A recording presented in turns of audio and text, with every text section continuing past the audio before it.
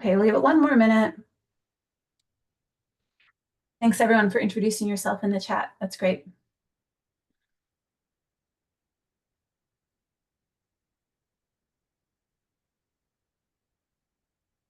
Another mason jar. Oh, nice. Sharing leftovers. Good one.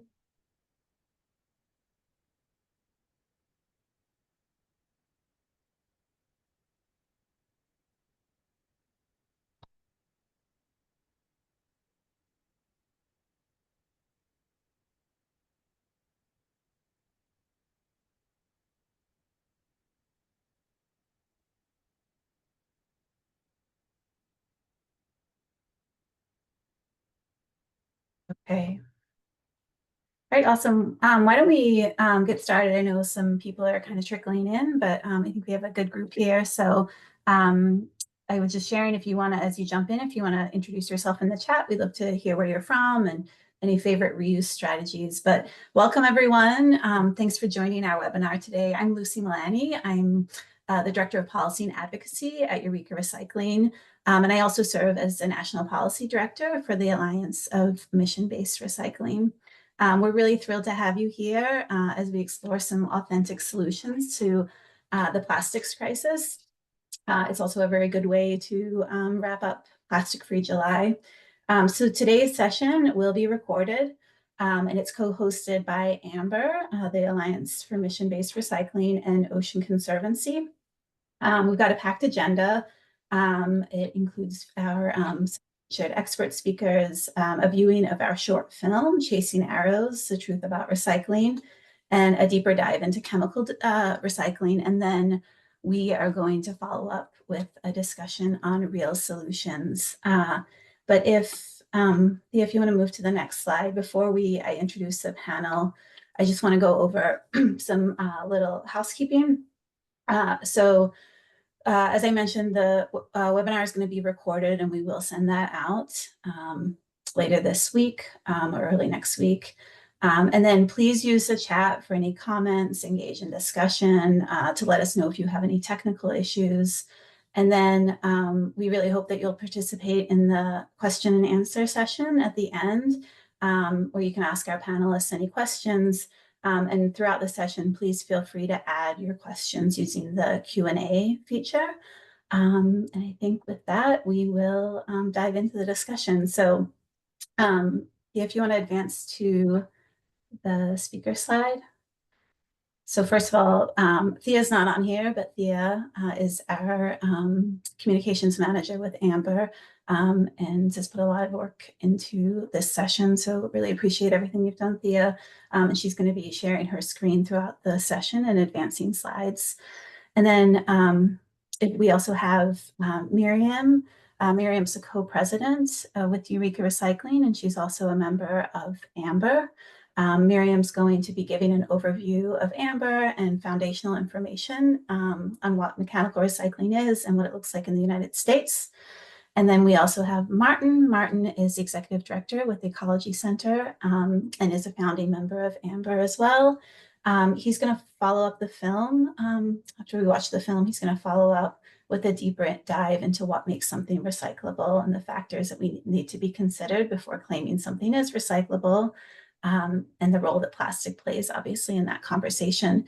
And then we're going to turn it over to Anja, Dr. Anja Brandon, who's the Associate Director of U.S. Plastics Policy at Ocean Conservancy. And Anja is going to give us a really thorough deep dive, really pulling back the curtain on what chemical recycling is. And then we'll go a little bit more positive and talk about some solutions and dive into the discussion.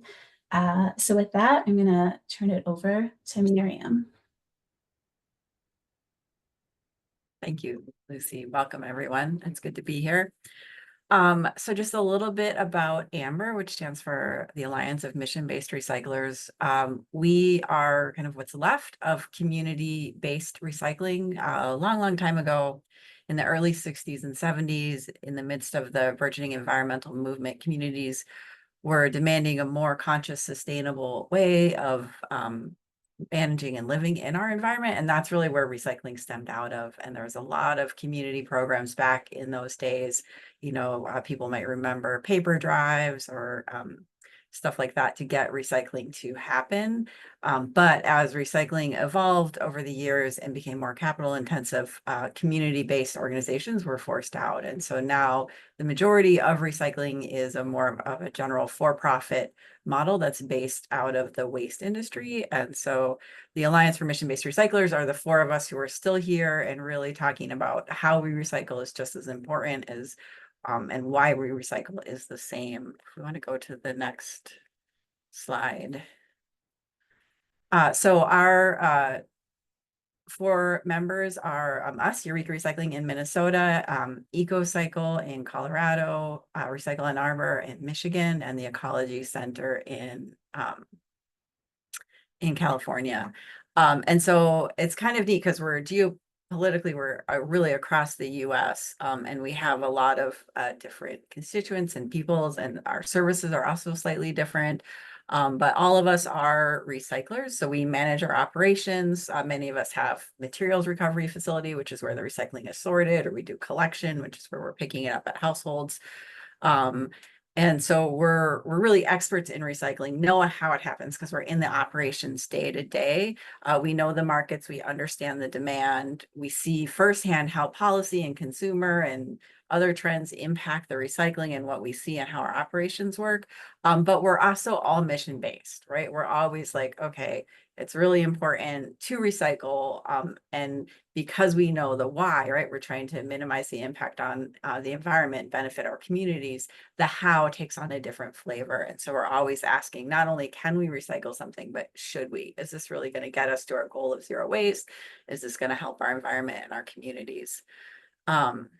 And so when we're doing this, we're always trying to recapture feedstock, not just manage waste. It's not just about moving stuff from one to the other, but really rethinking how that whole circle is. And so then we get to use our expertise of really being in it to interact with the conversation and influence that. And now I think I'm ready for the next one. So here's a little bit about Eureka to give you an example, and Martin will talk more about the Ecology Center as well. But so our operations, we're a 501c3, so we are a nonprofit. We're based in the Twin Cities in Minneapolis, St. Paul, Minnesota. We have two main social enterprise operations. And so those are self-funded and they support our nonprofit arm. So we sort about 100,000 tons per year of single stream recycling. That's a lot of material. Last I checked, we were in the top 40 of the largest facilities in the country. So there's not a ton of facilities that are as big as us and move as much material as we do. And so we sort, we get all of the mixed recyclables and then we sort them into over a dozen categories and then send them to end markets where they get recycled into new bottles and cans and other stuff. We also operate a recycling collection fleet. So we collect recycling from all the households in St. Paul, Roseville, and Lauderdale. And then we have some municipal processing contracts as well. So altogether, our organization has 135 living wage jobs. And that living wage is really important for us, going back to the how and the why.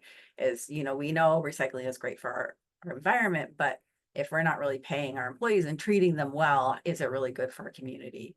And so we do all this operations to really look at what are the barriers, what are the things that cause problems in recycling. Most recently, we're super excited to help push the extended producer responsibility through in Minnesota. And that's an example of where we can use our operational expertise to really talk about, what policies can help this whole system work better. All right, next slide. So just a little bit about that operations that we do. As I mentioned, our MRF is, among the large few dozen in the US, but altogether there's about 350. And that MRF stands for Material Recovery Facility. And so that's where all the mixed recycling this gets sorted out, baled, and then sent to another place where they might shred it or clean it or do other things so that they can turn it into new products. So most of these 350 MRFs, about 65% are single stream. There's a few, especially some smaller ones in rural areas, might be dual stream or more drop off oriented, but all of them sort and prepare recyclables for the supply chain. And the main way of sorting recyclables is by shape, weight, and size, with a combination of human and technical kind of mechanical processes. All right, keep going. So to just dive deep into what these facilities can do, because they're really limited by sorting by shape, weight, and size, there's some things we can sort really well and some things we can't. So for example, plastic bags are really difficult to sort because they're similar shape, weight, and size as a piece of paper. So there's always the question of like, some things might be recyclable, but not sortable in the MRF. And then other things are sortable in a MRF, but then is there someone who wants them, right? Because there's other things that we could sort, but there's no end market for it. So another thing like that might be your number 6 plastic cups, the solo cups. There's no one who wants those, so there's no end market. So right now, here's a list of things of plastics, sorry, specifically, that we are able to sort and find people to turn into new products in our facility. So we do 2 types of number 1 PET. So those are mostly your water bottles and pop bottles. And all clear bottles, most of them are actually turned right back into bottles again. And that's something that's changed a lot in the last decade. It used to be that most of that material was turned into carpet or textiles, but now as technology has advanced, we're able to turn a lot of that into bottles. That said, with plastics, once color is in there, you can't remove it. So all of the green bottles go into strapping and other kind of lower types of material where you can't just get turned back into a bottle again and again. And with your number 2 plastic, we see a similar trend where the natural, which is what we call the clear, because it's not really clear, it's like a milky white, that because there's no color added can get turned right back into bottles, and it has a higher value and there's more opportunity for that. Whereas the color, because you can't take that color out, most of it gets turned into recycling carts or irrigation piping and tubing or furniture, decking, that kind of stuff where they can dye it a solid brown or black, which can be recycled again, but it's not going back into a bottle. The most recent addition has been a polypropylene, which is just really in the last 10 years that this market has grown. And now there's several of them who will take your number 5, which is mostly yogurt containers. It's some cold cups as well. And those, as they're new, none of that is getting turned back into a cup or a bottle or anything. Most of that is going into paint cans or milk crates or car parts. It's primarily where that gets turned into. And so all of this is an example, if you go to the next slide, of what we call mechanical recycling. So we sort these, we put them in these bales as pictured on the upper left, and then we send them to a company that will wash them and flake them and chip them and turn them into a uniform product, like those little beads there. And then those beads they sell to someone who will melt it and turn it into, you know, a bottle or irrigation tubing or something like that. So with mechanical recycling, which is what the traditional recycling is, and you can do it at home, not with plastic, but I'll never forget when I was a kid, we like took paper and blended it up and made some new paper out of it. And that's actually how paper is recycled today as well. You're taking the material and you're like cleaning it, washing it, but you're not actually changing any molecular structure on it. It's like you're just kind of getting rid of the excess labels or coloring, if you can get rid of the color like you can in some things. And then you're prepping it to be turned into a new material again. All right, next slide. Now this presentation is mostly focused on plastics, but I always like to point out that plastics is a really small part of the recycling stream. I feel like they get all the attention. I'm sure like paper and cardboard are especially jealous because if by looking at this pie chart, you can see that those are the workhorse of the recycling industry. Is even as more and more of us are canceling our magazines and newspaper subscriptions, we are still seeing, you know, paper and cardboard is the vast majority of stuff that we pick up in people's recycling carts and comes to our facility. And then glass is actually the next largest thing by weight. It's very heavy. So if you change those numbers by volume, it would switch around a little bit. And then if you add all the different plastics together, it's about 10 to 15% of the recycling stream. Okay, so that is a quick overview of the mechanical recycling process. And actually, if you want to go back a slide, because now I'm going to turn this back over to Lucy, who will introduce the markets, and then we'll go to sorry, not markets, let's redo the slide, introduce the video, and then we'll go to that. Great, thank you, Miriam. That was great. So that gives us a really good overview of the infrastructure that is set up for recycling, recycling was, never intended to the recycling system was never intended to recycle all plastic. But what we're seeing, and Miriam talked about how that it actually makes up a small percentage, but it's causing a lot of problems within the system. So we're going to this is about a 10, 11-minute video, a film called Chasing Arrows, The Truth About Recycling. It's a short film that we produced, that AMBR produced in partnership with Emmy Award-winning Peak Plastic Foundation. And the film really outlines how the plastic industry is trashing recycling with non-recyclable plastics and exposing some myths. So I'm going to let Thea show the film, and then we'll keep the discussion going.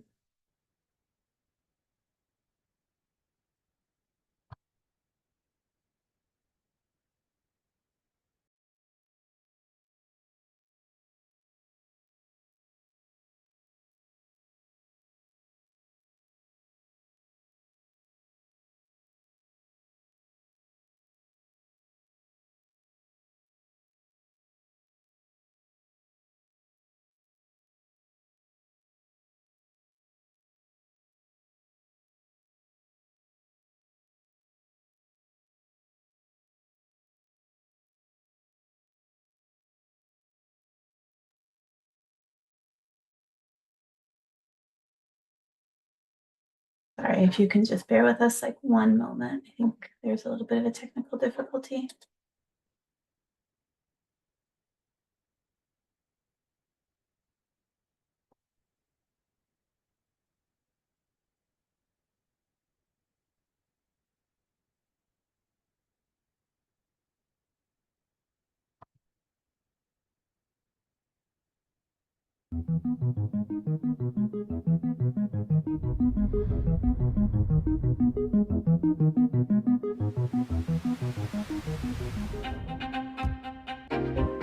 The recycling model broken. Recycling is broken. Cities across the country are now re-examining whether their recycling programs are going to waste. It's kind of a sexy headline. Recycling is a lie. Nothing actually gets recycled. But recycling as a system isn't broken. Recycling is still saving millions of trees, gigatons of carbon equivalents, glass, aluminum, but plastic packaging is contaminating our paper. It's driving up the cost of sorting and processing. It's requiring us to pay more for disposal. We don't have a recycling crisis. We have a plastic packaging crisis.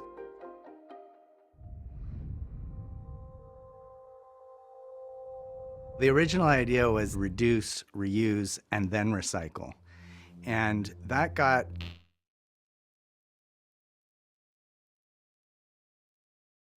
recycling as a good storyline to what the end of life for their packaging is. But their goal is to sell more packaging. That's the bottom line. AMBR, or the Alliance of Mission-Based Recyclers, formed so we could collectively be a counter-narrative to the corporate voice who wants to say that everything is recyclable.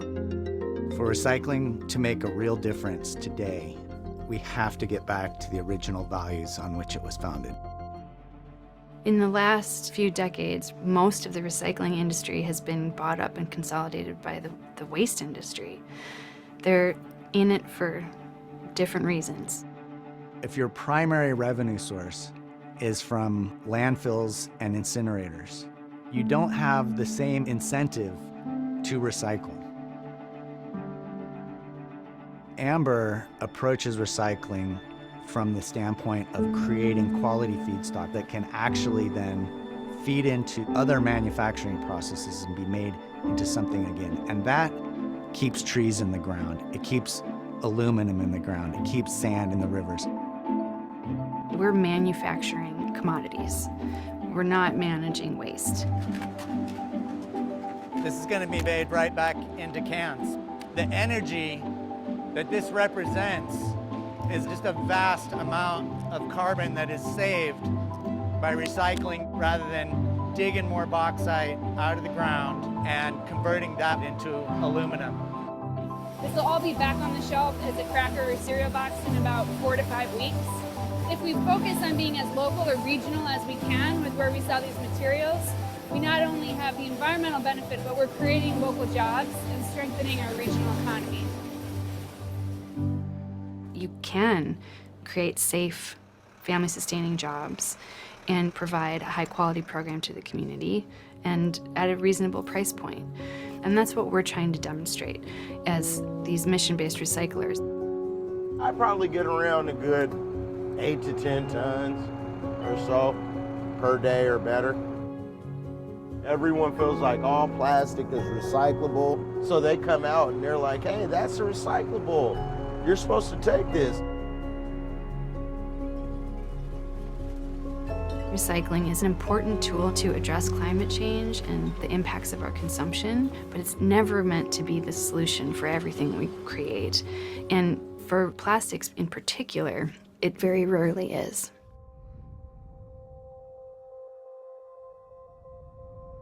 As you can see, most of what's here is paper and cardboard and cans and bottles. That's what's really recyclable.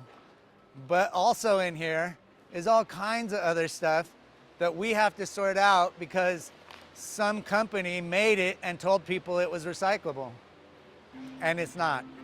All right, Lynn. Okay, Martin. Good package, bad package. No, not recyclable. Styrofoam egg carton, Bad package. no go. No, Plastic pouch, not recyclable. no good. Recyclable. Natural jug, One of milk the few jug. plastics that is. How about cardboard? Yes, give us all the White cardboard. cardboard, brown cardboard. Any color cardboard. Aluminum can. Yeah, super recyclable. More of these. Clear plastic bag. No, any kind of film or flexible packaging is a no-go. Black plastic bag. Even worse. Brown glass bottle. Excellent. Recyclable. Packing foam, not recyclable. We see stuff like this all the time. Recycling arrows on it. Please recycle. Made with #1 plastic. Our end markets where we sell our #1 bottles to, they don't want this. It doesn't melt like a bottle. It doesn't behave like a bottle. It's not recyclable. The arrows have a number in the middle. Those don't have anything to do with recyclability. It's a marketing campaign. It's really misleading. Lots of this flexible packaging. It's gonna act a lot like cardboard and it's gonna end up mixed in with the paper and contaminating the paper. Clean paper is the backbone of any good recycling program. It pays the bills for everything else.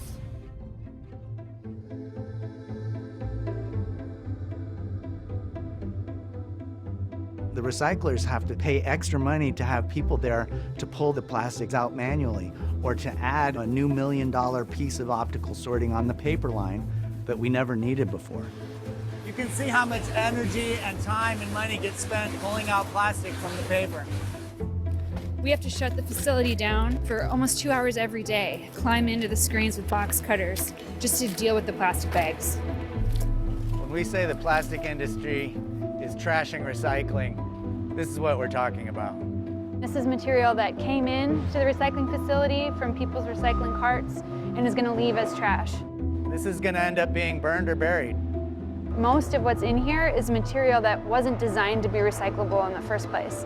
So we're seeing things like black plastic, styrofoam, red Solo cups, flexible pouches. How can we expect the average recycler to look at a piece of plastic with the recycling arrows on it and know that it's actually not recyclable? This is not the average person's fault.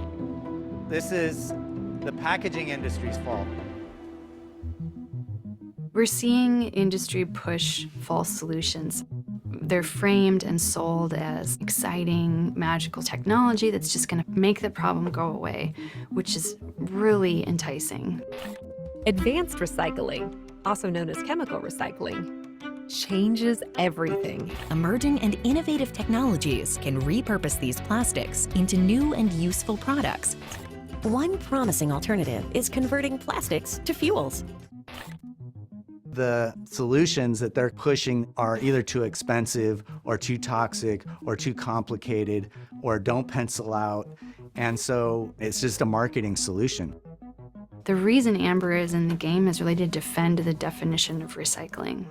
The important measure of any solution at all is, does it keep it in the ground?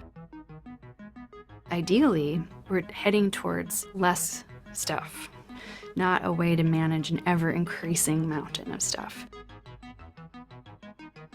We need them to just stop it. Like, stop producing so much plastic. Find other ways to deliver goods and services. We can have a modern society without disposable plastic. There are 4 or 5 national policies that could make a huge difference on climate, on ecosystem destruction, on pollution, on resource conservation. If producers have to pay for and manage the end of life of a product, they're going to get much better at designing things that are actually recyclable, or maybe even eliminate a lot of unnecessary and problematic packaging. We'd like to see labeling laws that get rid of the chasing arrows, that require proof that a product or a package is actually recyclable in mainstream curbside recycling programs before it gets a recycling label on it. The only way that you can really get containers back at a high level to recycle them is a national deposit return system. Requiring manufacturers to use a certain amount of post-consumer recycled content is a critical way to ensure that we're actually recycling the things that we're collecting. Why aren't we subsidizing the reuse and recycling of those natural resources that we've already extracted rather than subsidizing more and more extraction? This problem can't be solved brand by brand. I mean, can you imagine? Toothpaste, only if it's these 3 brands, it would be a phone book of a recycling guide, and it would change all the time. We need regulation and investment and support to shift the whole system. I can look out my window and I see a pile of 400 tons of material that, first of all, isn't going to go to a landfill or an incinerator. It's going to go back into the supply chain as really high quality feedstock, and is an aggregate of tens of thousands of individual actions, people that were doing the right thing, making the effort. Recycling is something that we can do. How we do it matters.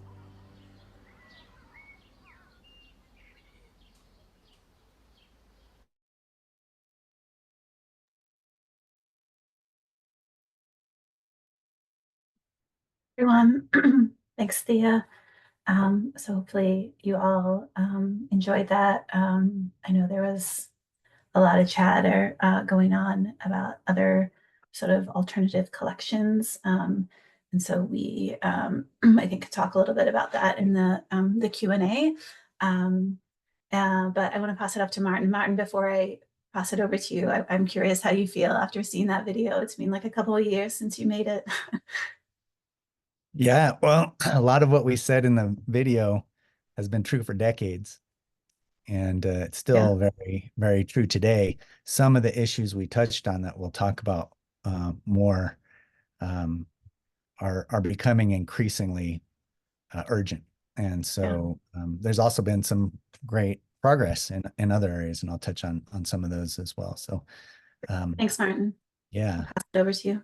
Great. So I'm Martin Bourque. I'm the executive director at the Ecology Center. It's great to be with you all and see such a strong turnout for this showing and panel discussion. As I said, I'm the executive director at the Ecology Center. We operate the longest running curbside recycling collection program in the country, started in 1973. And the focus has always been on highest and best use, meaning creating the highest quality materials and putting them towards the best possible use. And that's a guiding principle. And, it plays out every day. When we look at our pile of stuff we've collected and how it's going to get sorted and processed and what markets it'll get sold into. But it's also, a much broader guiding principle for the design, manufacturing, creation of packaging, et cetera. We run a dual stream program in Berkeley, which collects paper and cardboard separate from cans and bottles. And that just gives us really super clean paper and cardboard and very high quality, and saves us a lot of money on the sorting side, allows us to do a really localized collection and processing facility, not reliant on a mega facility, regional facility, et cetera. So it's a little bit different than other programs in AMBR and around the country, but it's tied back to that highest and best use. Produces, as I said, really high quality paper. The paper and cardboard coming out of our truck is basically the same grade that comes out after sorting, or better than what comes out after sorting at most modern collection facilities or processing facilities. So it's really clean and has really helped us market those materials when the market's turned down. But we have locked arms with the other nonprofit original recyclers from around the country and are really trying to use our voice through the Alliance of Mission-Based Recyclers to amplify our values and really provide some counter narrative to what the packaging plastics industry is saying about the recyclability of their product, and to really highlight the benefits of traditional mechanical recycling. Next slide.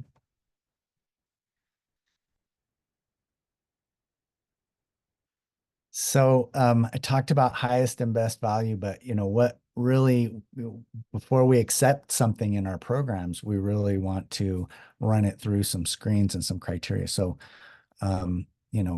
we focus both on, can we recycle something, and also should we recycle? So we do this can we, should we dance. And the can we is really, are there actual end markets that are going to buy this? If we collect it and we sort it, and we can get it into a bale or some other way of transporting it in large quantities, will somebody buy it, and will they pay enough to cover the transportation costs, the sorting costs, et cetera? Does it have a strong value? Is it something that we can actually sort? Sometimes like all that film is really difficult to sort. Or, for example, Colgate recently created a recyclable toothpaste tube, meaning that it's made of just polypropylene, just one type of plastic. Theoretically, it's recyclable, but we can't just sort by brand. We can't just sort out the Colgate ones. So it's not actually sortable to us. It's not recyclable. We can't recycle it. And then, moving further down, can we collect it? Are there systems in place that can actually collect something before we get to sorting and processing and the end markets? Next slide.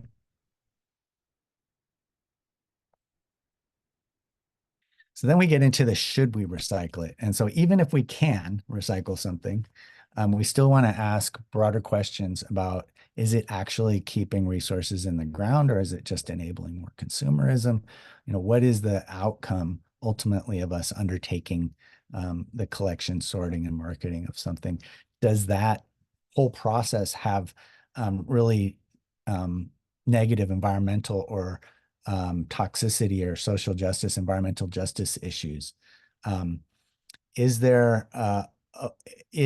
calling something recyclable going to prevent other mechanisms for reuse and refill from emerging in the space, which would be clearly up the reduce, reuse, recycle hierarchy? And what are the labor implications for it? Is it dangerous to handle? Are there other implications that might affect workers involved in the system? So we operate between these two, can we and should we questions in broad strokes, and that really helps to inform what we do and don't include in our programs. And that's true, obviously, for us at the Ecology Center, but also for the other members of AMBR and other recyclers around the country. Next slide. So, what are some of the problems that we face when we really drill into this? Can we, should we? Well, often there's either weak or really inconsistent markets. So sometimes, we'll hear a city that wants us to recycle, the cities we contract with for collections. They've heard that there's a market for block styrofoam or cartons or yogurt containers or something. And it may be true that there is a market for them someplace in the world, but it may be weak, meaning there's like only one buyer and they haven't been around that long, or inconsistent, meaning, well, sometimes they do, sometimes they don't. And that's really hard to build a program around. So there's also how much residual waste is carried with that item and what are the impacts of collecting it and exporting it, for example, and then having residual contamination being dumped or burned in somebody else's backyard. And what are the health impacts of that, as well as other community impacts. And we kind of take this framework of first do no harm. Recycling should solve more problems than it creates. And if we're collecting stuff and then exporting it, and just exporting or diverting our problems to someplace else in the world, that's not really solving environmental problems. It's creating problems for somebody else. And so that should really be taken into consideration, both the community impacts and the environmental impacts of those kinds of things. Next slide. So I want to tell you a cautionary tale about wish cycling. This started really with plastic recycling in particular. It started a long time ago, but in earnest in the late 1990s, the plastic industry started a program called Collect All Plastics. And if you go to the next slide, we can get into it a little deeper. But Collect All Plastics was this argument that if you collect all rigid plastics, and they're talking about rigid, not flexible plastics, but if you collect all rigid plastics, you'll get more of the number ones, you'll get more of the number twos. Somebody will want to recycle that. And the remaining 3 through 7s, in those chasing arrow numbers, somebody will be able to do something with them. Well, this was, a marketing solution to the packager's problem, which was that consumers were starting to say, hey, this isn't a very environmentally friendly package. And there are problems with it. In the early 2000s, they really doubled down on this and they started pushing this program out city by city and state by state and across the nation. And the result was that recycling programs were collecting all plastic containers, but they were sorting out the number ones and number twos that they could market domestically or that had higher value and they could get more money for. And then they would package the rest of the 3 through 7s up together and export them. And the argument was, with lower labor costs, they could actually be sorted and recycled. Well, it turns out most of that 3 through 7 bale was not being recycled. It was getting dumped and burned in somebody else's country. And this table here, this chart shows the export, the dramatic increase of exports, particularly to China, which is the blue bar, through the 2000s, through the into 2010, 2011, 2012. At the Ecology Center, we faced this problem as well, where our city, all the cities around us started collecting these. And then our city said, hey, if they're collecting it, you should collect it too. We were very uncomfortable exporting that grade of material, not knowing exactly what happened to it. Next slide. And I will say, sorry, go back. I'm sorry. The good news of this is that eventually China and other developing nations said, we don't want it anymore. We're not going to stop taking it.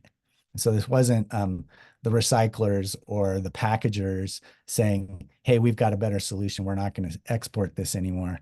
It was the destination countries refusing it and pushing back against it and getting international laws like the Basel Convention on Waste Trade to prevent it. And so really those materials have dramatically dropped off in their exports from California and the US. And at the Ecology Center in particular, we stopped exporting it once we no longer had a reasonable market for it. Next slide. But the future really is not in in exporting our problems or even trying to recycle our way out of this problem. The future is in reuse and in reduction and in refill. So rather than trying to solve, for example, the cup problem by exporting it to somebody else's backyard, our solution was to really press into reusable cup program at the local level. So this is Vessel, a pilot project that we rolled out in local cafes to reduce disposable plastic cups and disposable paper cups as well. Next slide.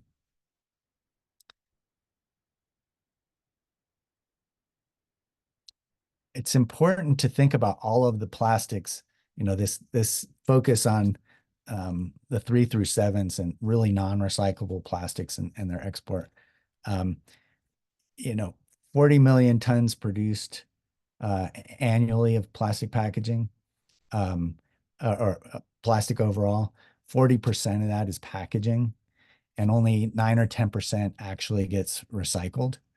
And then what we're talking about is even a smaller slice of that pie, which is what's recyclable packaging that gets collected through curbside collection programs. So not including automotive plastics or the aerospace industry or transportation or other sectors. Next slide. And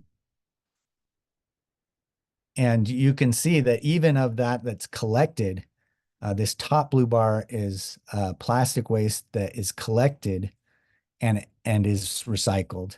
The rest of this is what's burned or landfilled.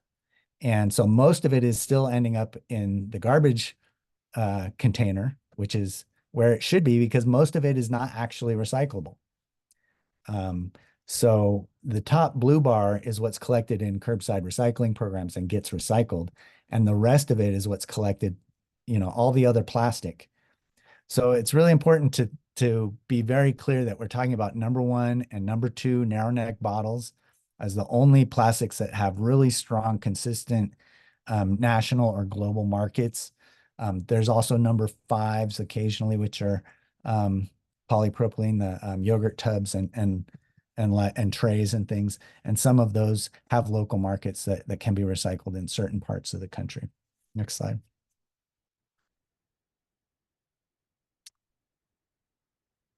Of the plastic packaging that is manufactured, about half of it is flexible. And I just want to highlight, we talked about it a little bit in the film, but this is an emerging area where a lot, everything literally soup to nuts has moved from other kinds of packaging into flexible Ziploc or pouch packages that are freestanding. They can print on them. It's really quite amazing packaging from a packager's perspective, but has horrible impacts on the extraction, production side, and then on the disposal side. We're seeing more and more of that coming through recycling programs.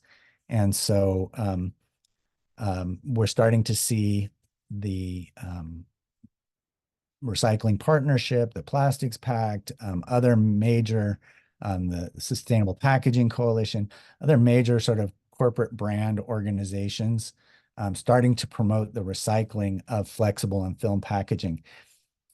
It's not possible when we get back to the can we side of this. Flexible and film packaging is not recyclable through mechanical recycling curbside collection systems as they exist today. And it as we talked about, it gets wrapped up in the equipment. It ends up contaminating the paper. It costs way too much to put other kinds of optical sorting and automation. But the packagers really want us to take it. And so there's going to be another big battle. And the cautionary tale that we experienced with all that 3 through 7 rigid plastic that wasn't recyclable, and we've finally gotten out of the export markets. We don't want to see that happen again with flexible packaging. And we'll talk a little bit about Ridwell and TerraCycle and others in the Q&A section who are trying to approach different collection models for those plastics. But we're really trying to keep them out of the recycling bin because they cause so many problems and don't actually have any good markets at this time. So next slide.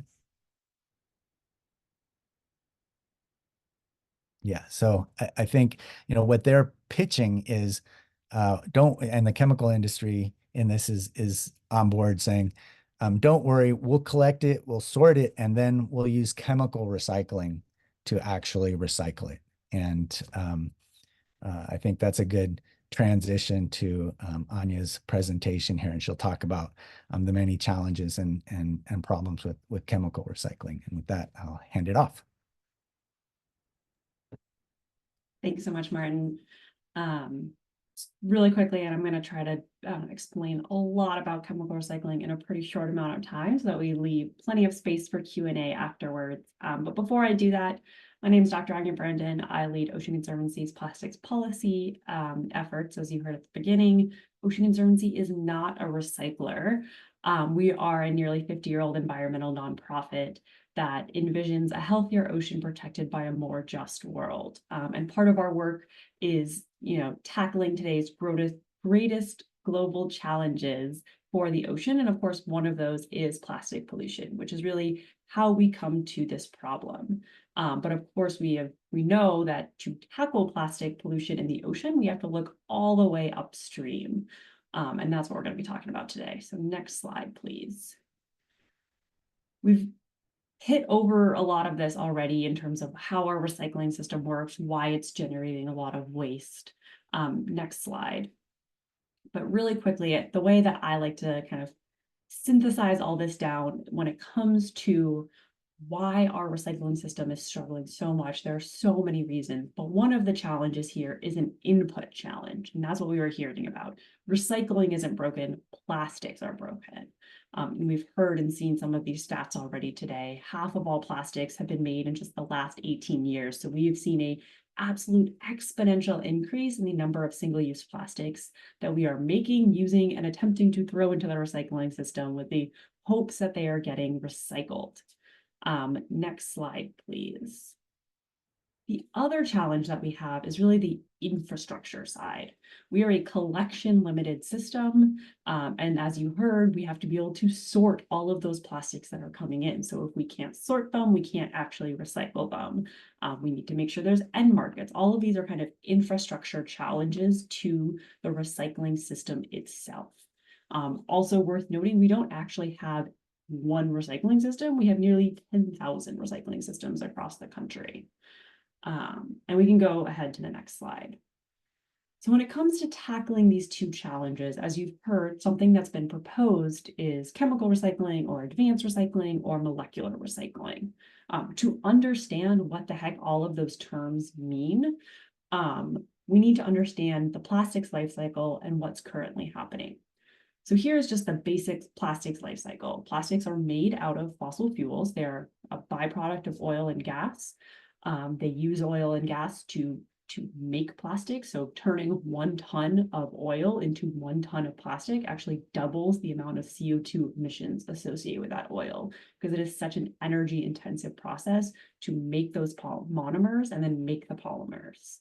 You then get to a plastic resin. So this is kind of what you see coming out at the end of a mechanical recycling process. So just little bits of plastic that can then be sent to a manufacturer to be blow molded or injection molded or somehow turned into the plastic product that we know and think of, like a water bottle. When we are done with that, it has its end of life. And that's really what we're talking about today. So next slide, please. There's a couple basic options that we're all pretty familiar with at this point. It can end up in a landfill, as Martin was just saying. That's actually where the vast majority of our plastics end up at this point. It could go to what we call energy recovery, which is really a fancy word for incineration. Right now, based on the last EPA data, which is not great, it's from 2018. We need more data out here generally. But based on the latest EPA data, we are incinerating about twice as much plastic in this country as we are recycling plastic. It's pretty abysmal. You could reuse that product either yourself at home, like we talked about in the chat, kind of from Plastic Free July ideas, or through an actual reuse and refill system that is designed to reuse that product. Or you can mechanically recycle it. So we've heard a lot about that today. It takes it back to that plastic resin, doesn't change the molecular structure of that plastic at all. It gets to go back to a manufacturer and get turned back into a plastic product. Next slide. Then there are chemical recycling technologies. Oop, could you go back one? Sorry. Chemical recycling is actually an umbrella term, meaning it kind of captures all three main buckets of technologies out there. And you can see here that these three different technologies are pretty distinct in terms of what they yield at the end. So we're going to talk about each of these and where they fall on the plastics life cycle. Now we can go to the next slide. So the first of these technologies is purification technologies. So this process uses solvents like chemicals, heat, pressure to essentially dissolve a plastic, separate it from the other bits and pieces in that plastic like chemical additives or a label, recollect it, distill it back down, and you get out the plastic polymer. So basically, this is what I like to think of this like if you asked a fifth grader how we should like recycle these plastics, this is what it would come up with. You put plastics in a big chemical soup, you get out the plastic at the end. You need incredibly pure feedstocks to be able to do this. We saw those bales coming out from the Chasing Arrows video. You need them to be way more sorted than any mechanical recycler needs them to be able to go into this process. And there's some plastics, you know, a pretty good range of plastics that could do this, but not all plastics are eligible. Next slide, please. So that's purification. If we go next to depolymerization, this is essentially using, sorry, I don't know if we should go maybe back a slide or forward. There's a little lag, but thank you. Depolymerization basically uses solvents or enzymes or heat or metal catalysts to break the molecular bonds in a plastic polymer back into those monomers. This is limited to a certain type of plastic. They're called condensation polymers. So this only works on some of the plastic polymers that we make and use today. And once again, you need a really pure stream of that type of plastic polymer. So you have to collect it, then sort it, then make sure it's super duper sorted. Then you could put it into this process. And what you get back at the end of the day is that monomer that would then have to be repolymerized. And then you get a resin that can go back into a plastic product. Next slide. So those are our two types of chemical recycling that result in something that resembles a plastic still. So either a monomer or a polymer. The last big bucket of chemical recycling technologies are conversion chemical recycling technologies. And these are the technologies that have been around the longest and are what most folks are building out today. So the technology, the chemical recycling facilities we have in the US already are these types of conversion chemical recycling. Next slide. There's two main types. There's pyrolysis and gasification. Both of these processes use a lot of heat and a lot of pressure to break down the molecular bonds in that chemical again. So we are changing the molecular structure of that plastic, only we're taking it back to a fossil fuel feedstock this time. We're not breaking it up into its particular monomers. So you need pretty well sorted feedstocks, again, trying to be pretty plastic specific, but it does accept a wider variety of plastics. And in this process, you go through a pyrolysis chamber, minimal oxygen, it goes and gets distilled out. You have a gas scrubber. Some of that gas gets reused to actually fuel the whole process. And the thing you get out at the end of the day is an oil, pyrolysis oil, that could then get blended back in with other oils to make plastic. Now, the problem here is that that oil also contains a lot of the other stuff that the plastic contained, whether that's chemical additives, colorants, or other products. Next slide. We also have gasification. Again, using heat and pressure and a little bit more oxygen this time to create gasish fossil fuels. So syngas, basically. Again, pre-sorted feedstocks, pretty wide variety because you don't need to be as specific when you're kind of burning the plastic. You then gasify it and you get out this gas at the end of the day. That gas could then go back and be blended with other gases to be used to make new plastics or for energy or for other fossil fuel applications. Next slide. So this is just a graph here showing that especially these last two technologies that we're talking about, because they're using so much heat and energy, these are really big systems to operate. They have huge environmental implications, namely for the climate crisis, as well as for surrounding communities. So this is showing greenhouse gas emissions, and you'll see there's a literal break in the graph because it is hard to show in one graph the greenhouse gas emissions from mechanical recycling, which is, how much energy does it take to run a conveyor belt versus gasification or pyrolysis. We're using an intense amount of heat and pressure to break down a plastic. So this is really driving the climate crisis. And we know that in the process of burning these plastics, we're also releasing some of the other toxics and additives that are used in the plastic making process into surrounding neighborhoods. Next slide. So that's where this falls. This takes us all the way back to the beginning. So then you are back at a fossil fuel and you again have to expend all of that energy to make a plastic again. And unlike, using straight virgin fossil fuel, you have toxics and other additives still associated with the byproducts of your conversion chemical recycling technologies. Next slide.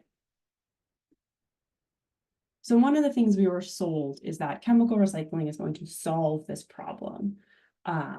You can chemically recycle a bunch of different plastics all at once. You can accept a wider variety of plastics, those hard to recycle plastics.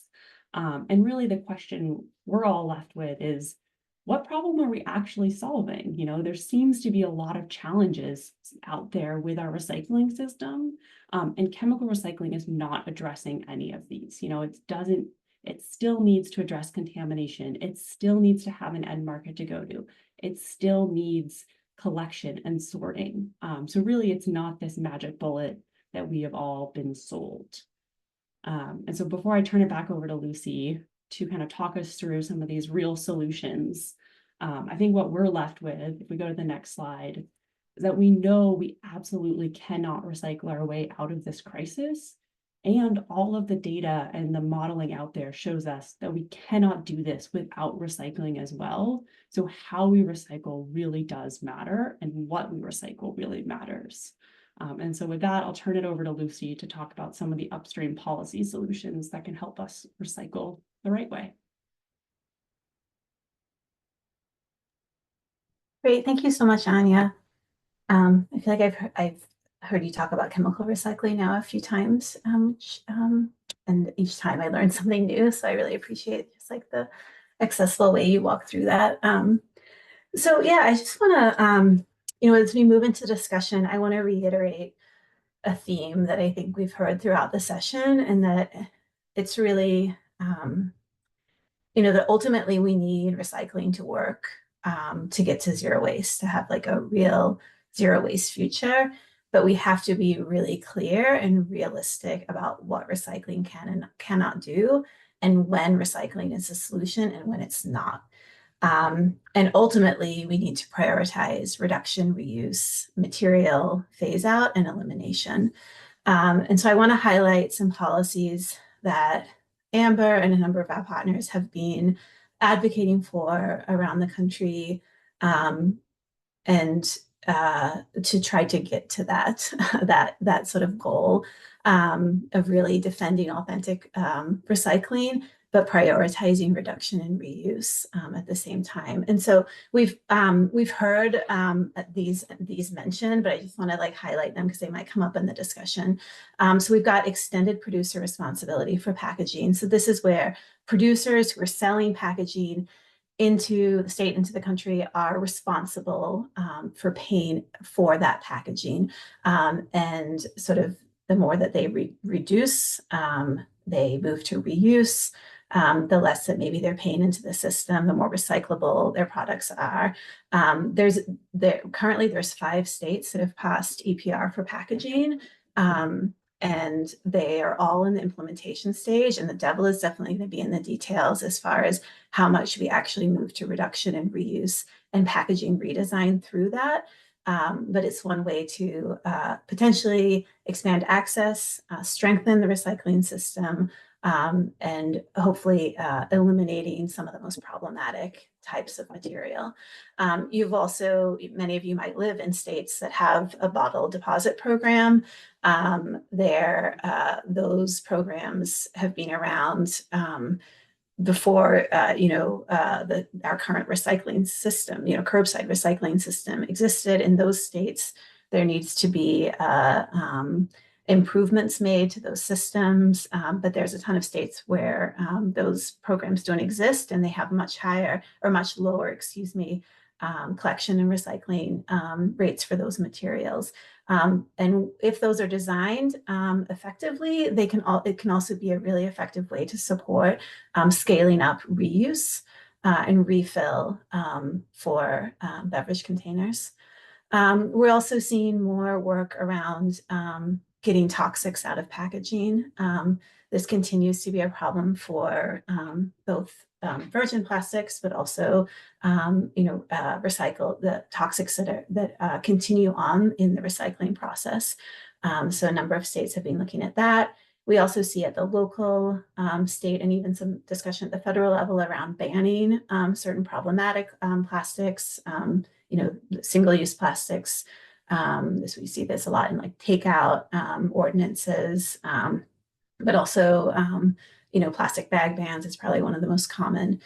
Truth in labeling, you heard Martin talk about that in his presentation, but also in the video. There's just a lot of greenwashing that happens, both in whether something is recyclable, but also the amount of recycled content that something has. There's a lot of issues with labeling around that. And then finally, like, what are we actually investing our public funds in? What are we investing in as solutions? And where we really need investments is, again, in the reduction and in the scaling up of reuse, rather than potentially sort of pushing money into these false solutions when how much of the problem are they actually addressing? So I just want to highlight that's very high level of the policy that we're looking at, but wanted to give that as we dive into the discussion. So I'm going to have all the panelists maybe get off of video, and as I was talking, I was not monitoring the Q&A, but we have definitely had a lot of good questions come through. There's a lot of Lucy's here, but they're not really me. I'm the real Lucy. So I want to introduce Marty. Marty, do you want to come off video? Miriam. Marty, thank you for joining us. Marty's with EcoCycle. She's another awesome AMBR member, and she's been helping answer questions in the chat and the Q&A. So we're going to bring her in for the panel. Marty, is there anything you'd like to share? Introduce yourself real quick. Hi, everybody. I am the Deputy Director at EcoCycle, and I'm just seeing some good conversation in both the Q&A and the chat. So wanted to give our panelists a chance to answer some of those questions that are coming in. There are quite a number in there for Anja. Yeah. So if we want to move to those maybe. If it's okay, I'm going to maybe just do a real quick sort of popcorn sort of for folks to share kind of one sort of policy opportunity that you see on the horizon for addressing some of the things that we've talked about, kind of that you feel like you're most excited about or people should be kind of most aware of. Maybe we could just do a quick popcorn and then we can dive into some of the questions from the Q&A.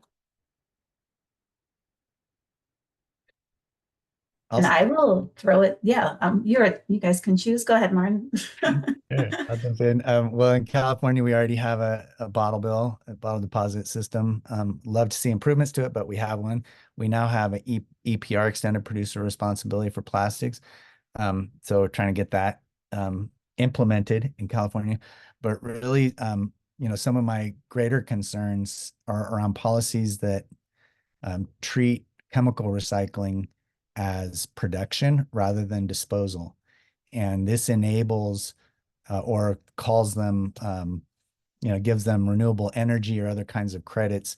Basically, if they have to get through the same regulatory processes as other waste facilities, it's pretty hard to build one and anywhere in the country. And I don't want to export California's unrecyclable plastic waste to some chemical processor in another state that has lower standards.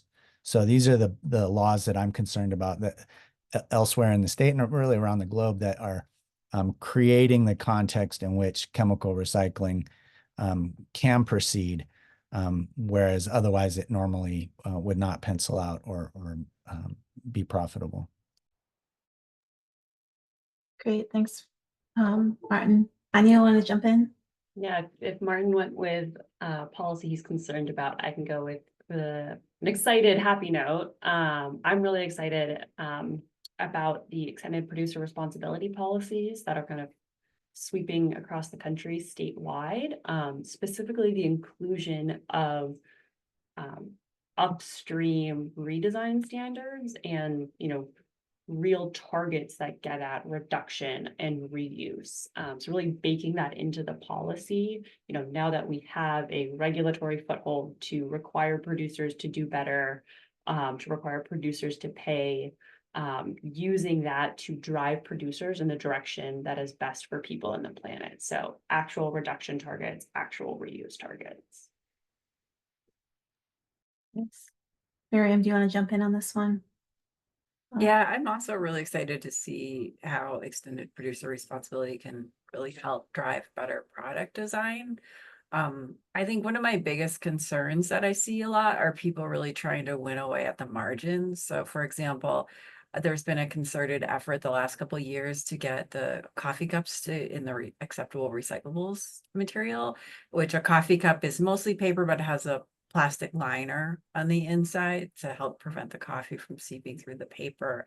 And I just think that there's people really they're focusing on the cup and not thinking of that broader zero waste vision. And I always ask our end markets when I'm trying to figure out if something's recyclable, I'm like, if you got a whole truckload of this, what would happen then? And that's when I talk about that with the people who are pushing coffee cup recycling, they don't have a good answer. And I'm like, yeah, if there's a little bit, if this is the trend and then this passes an EPR as something recyclable, there's going to be more of that, right? We're going to see poly-coated to-go boxes. We're going to see poly-coated freezer boxes. And then suddenly every single paper packaging is poly-coated, and that's what the mills are going to get. So I think, I'm okay with bridge strategies. I understand we're not at zero waste yet, and we have to have a path to get there, but we have to acknowledge when is this a bridge strategy and when is that deadline there? I mean, that's the other thing we've seen is companies saying by 2025, we're going to do this. And now here we are in 2024, and they're like, by 2030, it's going to happen. And so I think we also really have to be firm about when is the end of that bridge strategy. And no, I'm sorry, that is the end. I'm sure we can find solutions if we can create cell phones and this technology that allows us to be on all this call at the same time. Of course we can create better solutions for how to get us our coffee and our other potato chips and stuff. Yeah, that's a really good point, Miriam. And I think that is a good segue into, there was a lot of discussion about Ridwell and alternative collections and kind of, there's companies that claim they can recycle your markers and those kinds of things. And I think we had a question in the Q&A specific to that, just saying appreciating the comments about Ridwell, but isn't the real goal to reduce or eliminate these materials in the first place? And does providing more recyclability actually discourage our ultimate goal of reduction? And I wonder if folks want to speak to kind of this idea of alternative collection and as it conflicts with a goal of reduction and redesign for reuse or redesign to alternative materials? That's a big question. I can speak a little bit to some of the alternative collection. I may put a couple answers in the chat, but just generally, you know, these models where you pay individual households pay an additional fee for collection or mail back of a set or subset of, you know, hard to recycle or things that can't go in the recycling bin.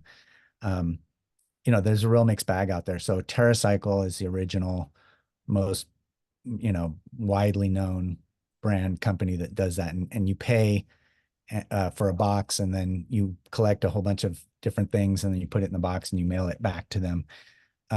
It's pretty expensive and not really financially accessible to most people. So it's sort of feel good in many regards, not really a across the board system.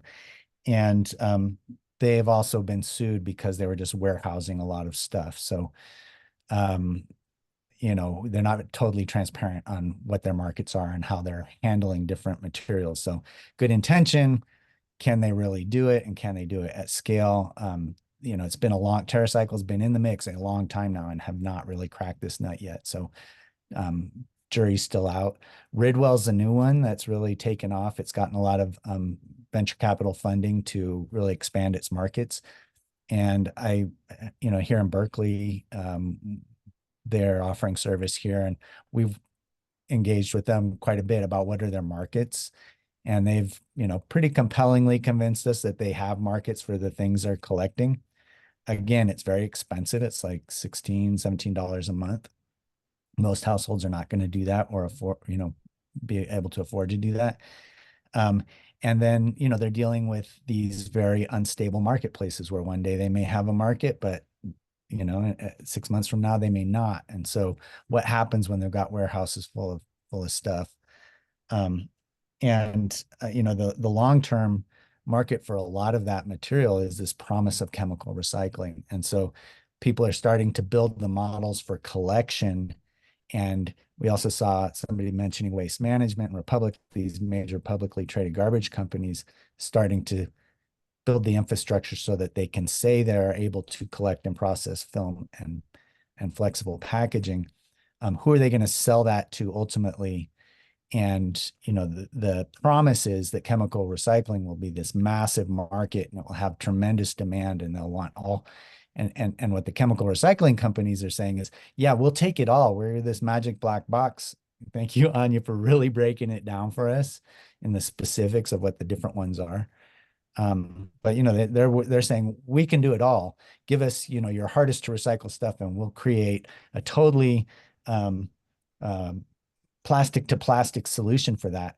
And, you know, when you really, and they may start out with the best intention and think they can actually do that. When they really actually build the facility and try it out and get all the way down the road, what they end up doing is competing for the cleanest materials that we can already recycle with mechanical recycling. So I think the jury's really out on those other modes of collection. And what are their markets going to be, you know, after they sort and process? I do think, you know, for these EPR bills are covering all packaging or all plastic packaging. So what's going to happen to our chip bags and candy bar wrappers and, you know, Ziploc nut pouches and the likes? What are we going to do with those? Or do they just have to go away under these EPR modes? I think those companies are going to feel a lot of financial pressure because they're going to pay the most into that EPR system. And that may be an economic, you know, that may be sort of internalizing the costs of their, just, you know, the end of life of their package. So sorry, that was a really long answer, but there's a lot packed into the question. Yeah. Anja, Miriam, do you guys, or Marty, anything to add on that? I would just say, I think that as we're, you know, trying to move into the future, and I really appreciate the engagement and creativity of everyone on this call, but a lot of us all here are much more engaged in this than, you know, the vast majority of people in general.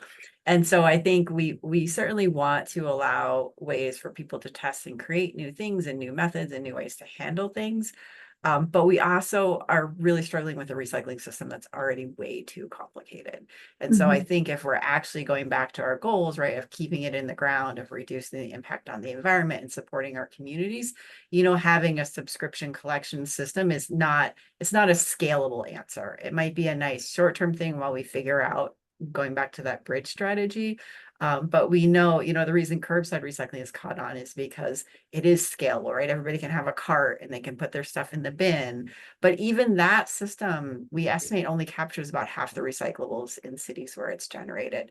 So it's like we need recycling to get more simple, which is why instead of us to do a million different things and have a million different bins in our houses where we have this that goes to drop off, this that goes to Ridwell, this which we mail back to TerraCycle, it's like, can we just get these companies to rein in their creativity and focus it on creating packaging that actually works in the system we have? That's the most efficient system that we know of at this point.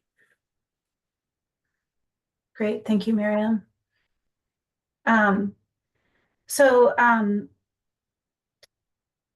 I guess a question for you, Anja, that came up in the chat related to chemical recycling.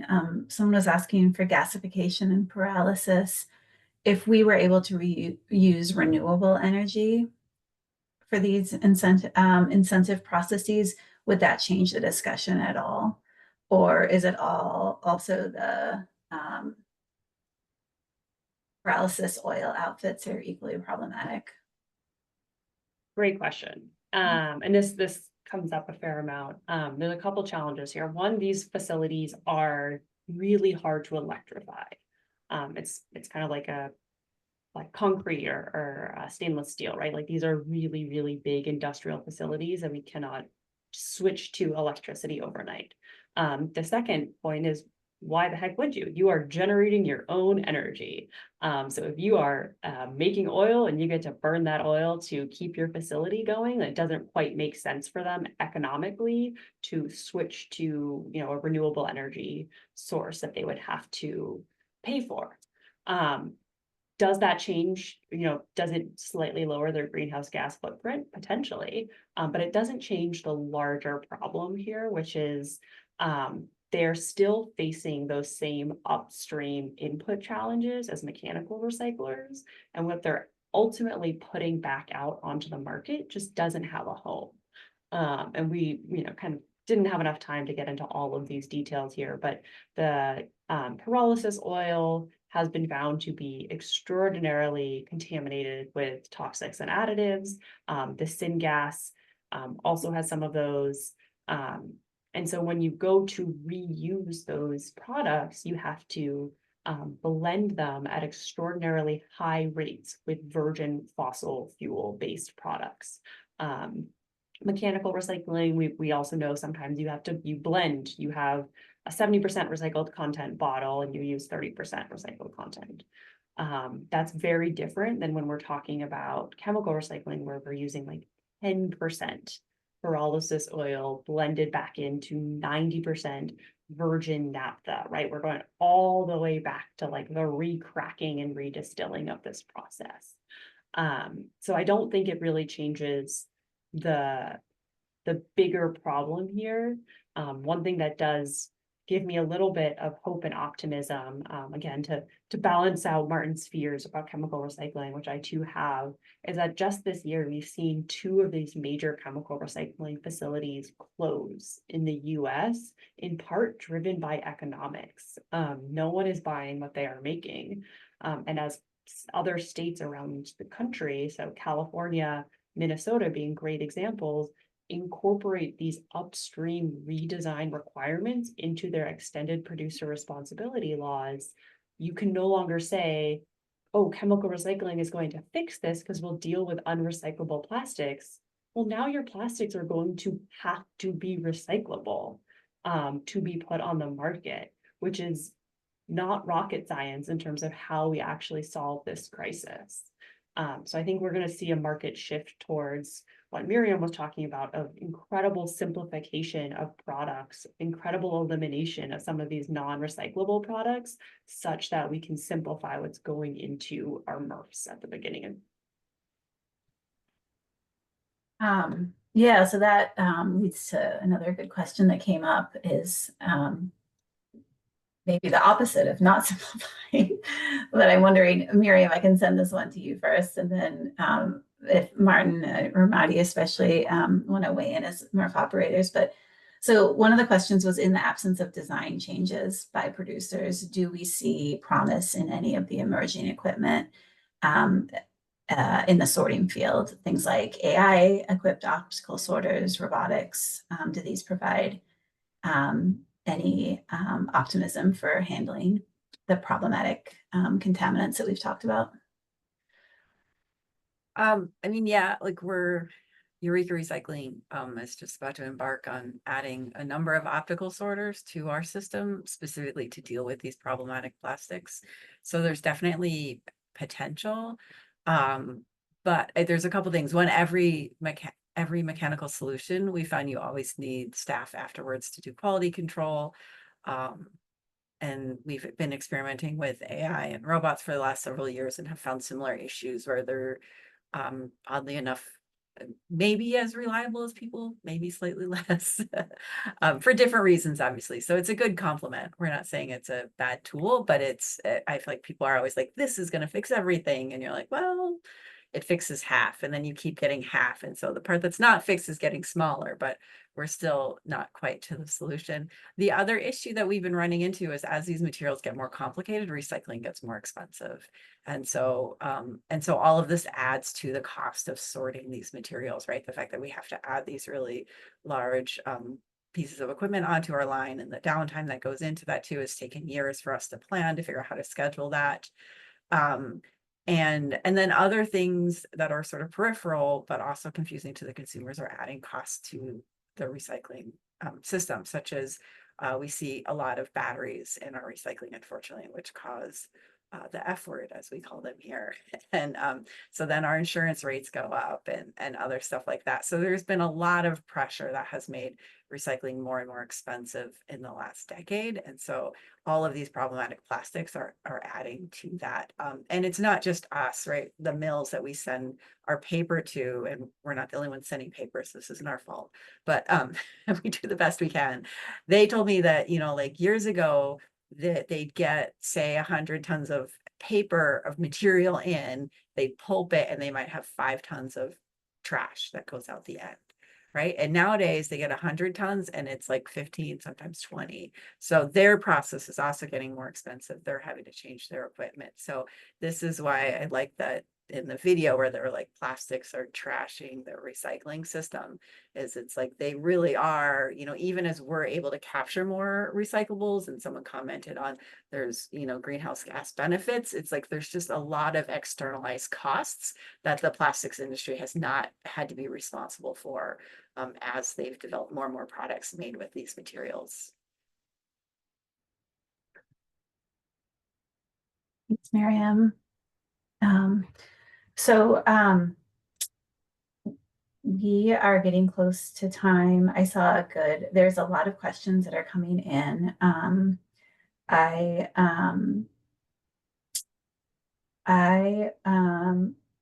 Wondering if maybe like a good closing. So we are gonna take all of the questions and write up answers for them. So if there's any burning questions you still have, put them in the Q&A.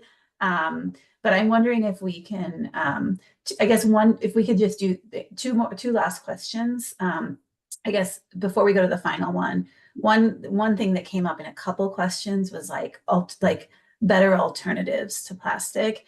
And when you look at when is it actually a better alternative? When is reuse actually better? How do we determine that the environmental impacts? So we've got like life cycle analyses that we know can be like manipulated in different ways, but when is an alternative material better, and how is that determined? I don't know if anyone wants to take that. Anja, I see you nodding your head a lot, but you want to jump in? I'm happy to start. Yeah. I'm sure others have thoughts as well. I always like to joke that life cycle analyses are like a bad lawyer. They will tell you anything you want to hear, right? And so it's a model like that is only as good as the data you are putting in and the boundaries you are setting. And so it's really, really hard to compare apples and oranges, especially when you have like a quarter of an apple and like a sixth of the orange that you're trying to compare in terms of like the data availability. So generally speaking, whenever we have done the comparison, reuse wins 9.9999 times out of 10. If you can reuse that product more than once, you are winning. You are keeping products, you're keeping virgin materials in the ground, and you are getting to reuse the product time and time again. Right after that, it's recycling, mechanical recycling of a product. Local systems are always going to be better in terms of transportation and greenhouse gases.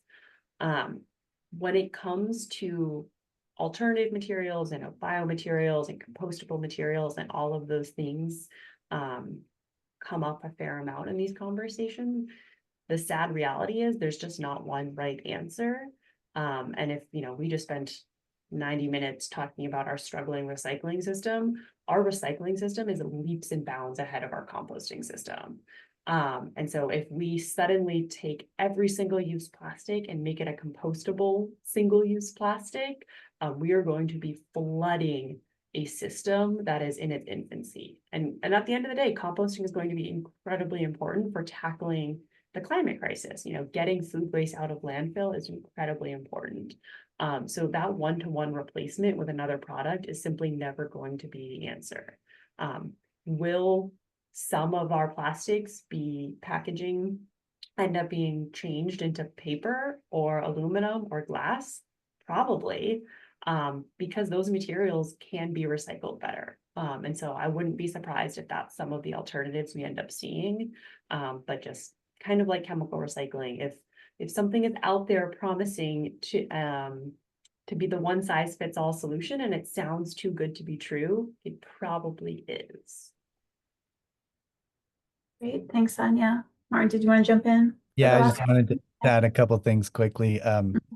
The life cycle analysis grew up around climate equivalence, and so it only really wants to compare. It often includes toxics and other things, but it really wants to compare the climate impacts, and that's very convenient for plastic packagers because it's very lightweight and it has some real transportation advantages. However, it's great for packagers, it's great for marketers, it's great for retailers. It sucks on the extraction and petrochemical processing side, and it sucks on the disposal end. So if your life cycle analysis really only goes from kindergarten to high school, it's going to produce a really great outcome for your plastic packaging. But we really have to take into account the other impacts. And, if that's so-called advanced recycling, we're just creating more problems for us on the downstream side than solutions. So I think we will, we had modern society before plastic packaging, and I think that we will see other really strong solutions, in some cases going back to other kinds of materials that also have impacts. They just have fewer impacts. Great. Thank you, Martin. The last question, I'm going to take it. Moderator prerogative, just given time. So as people who are passionate about the topic, what can we do to help you and all this work happening to continue to push your vision forward? At the end of the day, we need systems change. We need voices. In the email that we send out, we're going to send you ways to get engaged with AMBR and Ocean Conservancy. We're also going to send you, if you happen to be in one of the states where our AMBR members are located, we are going to send you ways to get engaged locally, specifically with those folks, a bunch of other resources. We'll also send out the recording and the slides and a link to the film in case you want to share it. We have sort of resources for to do your own little watch parties and discussions. So I want to thank all the panelists, Thea and Rosie, for all their tech support, and all of you for engaging in the discussion and showing up today, and all the little things that people do to make our Earth a healthier place. Really appreciate it. So thanks for joining us, and yeah, we'll be in touch. Appreciate it. Thanks, everyone.